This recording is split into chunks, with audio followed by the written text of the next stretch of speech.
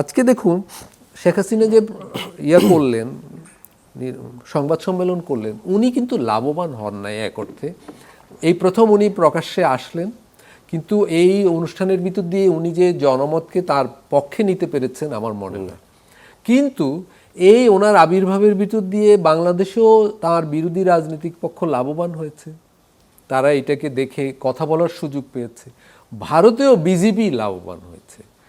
ভারতে আওয়ামী লীগের যেহেতু পুরো নেতৃত্ব ভারতে রয়েছে এখন, এবং 2 বছর থাকার ভিতর দিয়ে বিজেপি, কংগ্রেস এইসব দলের সাথে তাদের অনেক দেখা সাক্ষাৎ হচ্ছে, অনেক মেলামেশা হচ্ছে, এবং এইসব দলের এক ধরনের উপশাখায় পরিণত হয়েছে সেখানকার।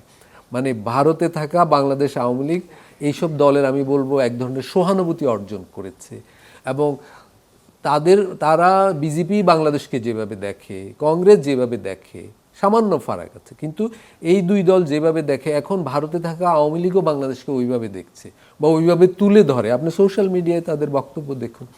ফলে ভারতের এই দলগুলো কিন্তু আওয়ামী লীগের এই সব ভূমিকা শেখ হাসিনার কনফারেন্সে লাভবান হয়েছে। মোদি গভর্নমেন্ট এই দলগুলোর কর্মীদের ঠান্ডা রাখতে পেরেছে। বাংলাদেশেও জামাত, এনসিপি, এমনকি বিএনপি এটাকে উপলক্ষ করে কথা বলতে পেরেছে। তো এরা, আমি বলবো এই যে দেশের দুই দলই লাভবান হচ্ছে, কিন্তু শেখ হাসিনা খুব একটা লাভবান হতে পেরেছেন বলে আমার মনে হয়।